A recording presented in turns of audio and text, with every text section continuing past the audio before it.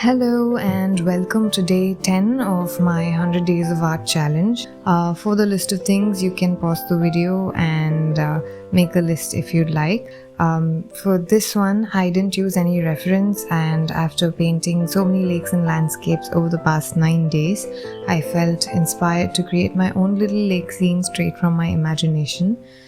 I'm starting off by taping down my watercolor sheet to the surface using masking tape, and then I wet the paper completely. I began with a base coat of ultramarine blue, and for the places where I wanted the clouds to be white, I left the space blank without any paint. That's just a better way to go about it, I feel, than to lift off the paint later or paint over with white again later. And then using burnt umber, I painted the mountains, and this is just the first coat.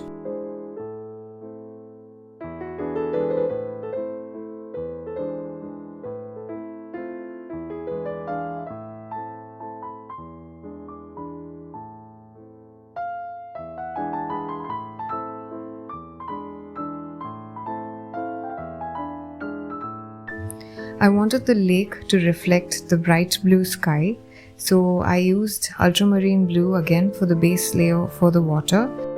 And for the field area, I went in with a coat of sap green, again pretty diluted, but not too diluted. There was more paint because I wanted the colors to be really bright for this one. And for the second layer on the mountains, I mixed sap green viridian hue with burnt umber.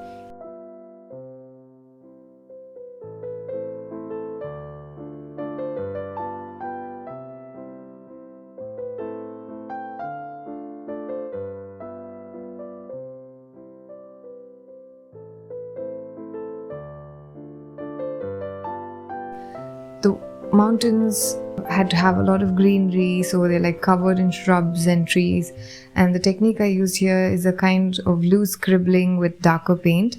I don't cover the entire area, just bits and patches. That way you get this nice depth and texture, like the natural layering of leaves and foliage.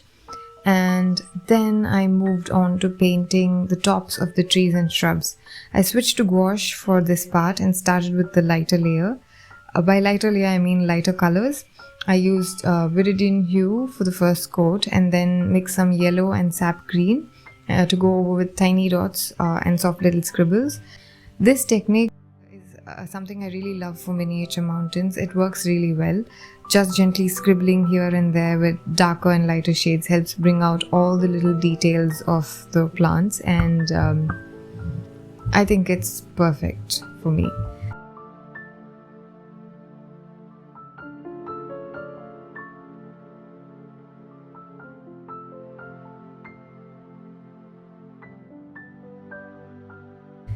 So yes, for the foreground now, I used gouache again, and this time with viridian hue directly to paint the plants that are closer to the viewer, just to bring those front layers to life a bit more. And for the distant trees, right at the base of the mountain, I mixed a really dark shade using ultramarine blue, crimson red, and just a tiny bit of burnt umber. With that, I added silhouettes of trees in the background to give that feeling of depth and distance, because I imagine those trees to be in the shadow of the mountain, so that's why they're all dark.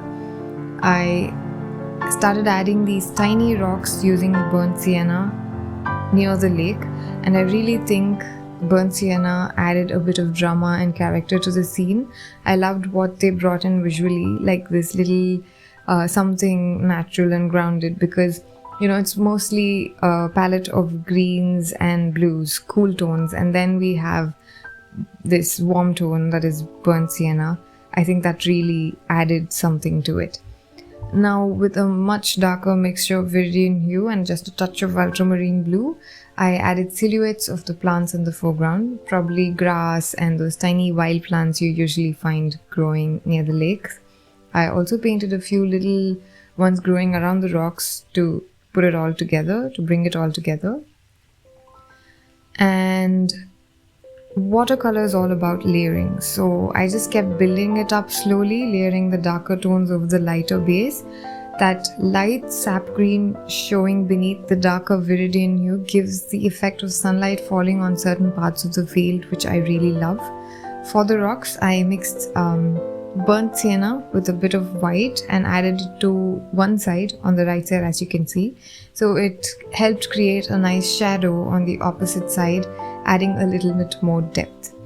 And for the final touch, I added tiny dots of plain yellow gouache to hint at those little wild flowers that grow around lakes. Just a few bright drops here and there, and it made everything feel a lot more alive and colorful.